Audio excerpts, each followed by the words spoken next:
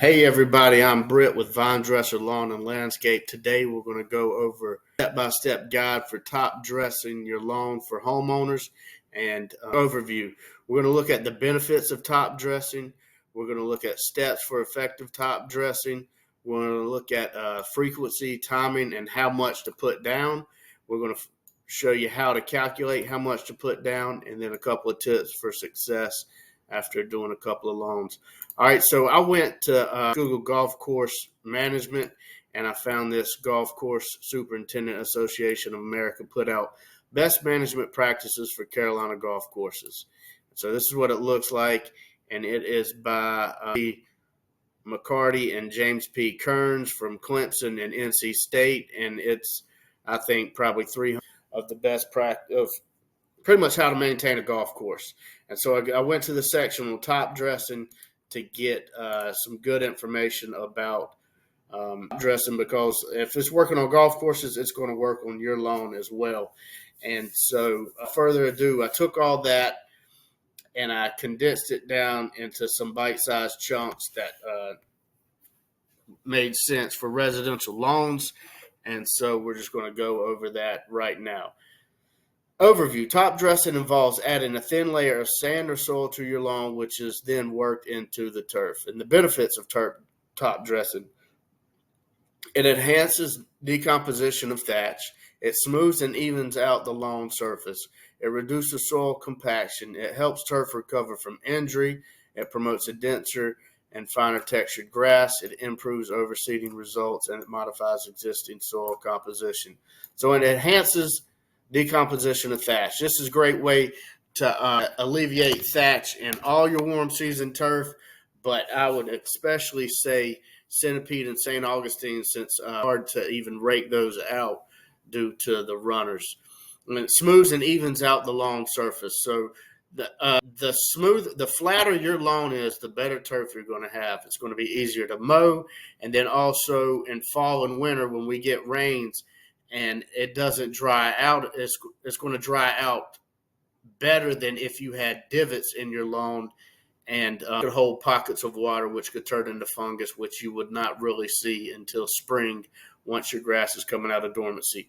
So the even your lawn is, the less chance of those issues you're going to have. It reduces soil compaction. So this would be good for areas like build when they clear all the topsoil off your lot, and then they come in with clays, like a clay sand mixture, packs down easy that they can build on top of.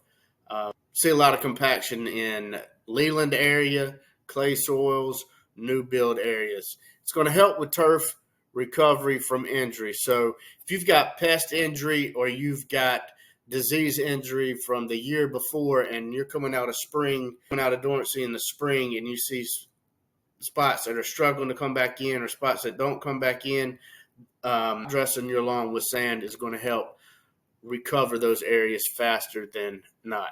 Promotes a denser and finer turf textured grass. Some effective steps for top dressing.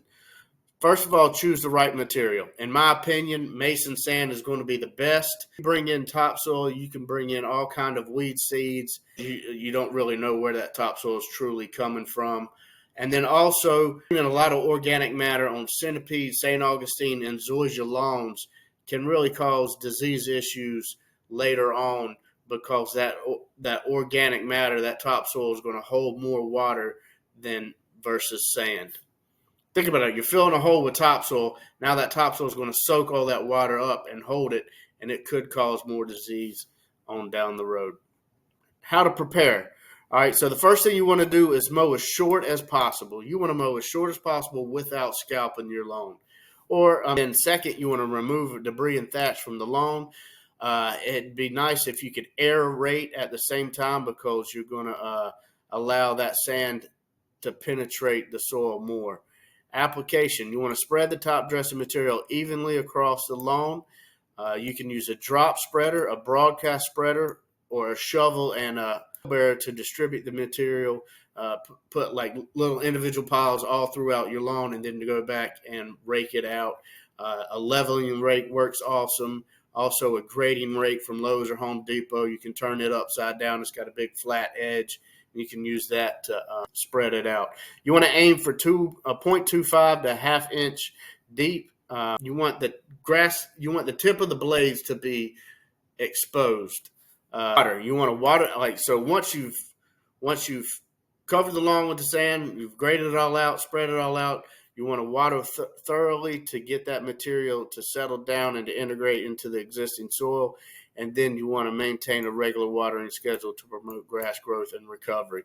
Once I top dress my lawn, I water daily for the first week to get that sand to work down into the canopy of the grass. So I want to show you some pictures of what it looks like. All right, so let me get back to the beginning. So we aerated the lawn first, and then we took a dump trailer, dropped the sand, put down a tarp. All right, so we used a 1025R tractor with a bucket on the front, and we just distributed piles throughout the whole front yard. And then you can see right here that this is a grading rake. You can get it from Lowe's or Home Depot, and it's got a flat edge on one side and then 2 teeth on the other side. So you turn it upside down, and you can distribute those piles out. And I would suggest smaller piles than that, because it was really hard to get the sand to spread out at first. You had to kick it with your boot and then get it out. So if we would have done half a bucket, quarter of a bucket in each pile versus a whole bucket. And then so that's what it looks like distributed out. And then so I borrowed my neighbor's little lawn tractor, little lawnmower that Troy built. And right here is a pull drag. You just drag it and it levels all the sand out. And it made it real easy. So once we got all the piles distributed out like this, all I had to do was drive the lawnmower around and around in circles and straight and in circles and just keep riding, and it would distribute all the sand for us. So that made it real easy once we got the sand out. I think we got 15 tons. We put 14 in the front, and then what we had left over, I just filled some holes in the backyard. But we did 14 tons with 3 guys in about 8 hours. And that was with me leaving 2 times to get more sand. So that's what it looked like. So frequency, timing, and amount.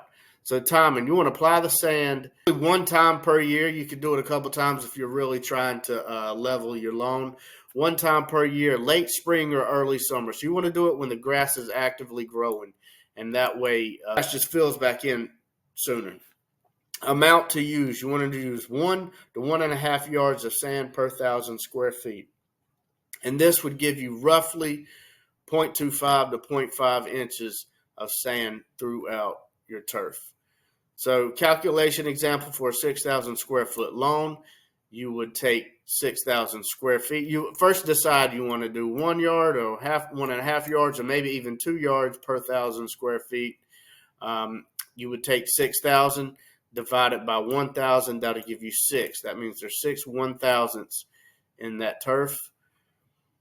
And then you're just going to pick out, you're going to multiply either by 1 or 1.5. You multiply 1 times 6, and that'll give you 6 yards of sand.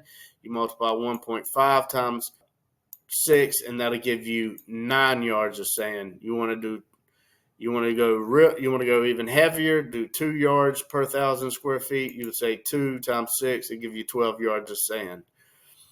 And then here's some tips for success. Use dry material.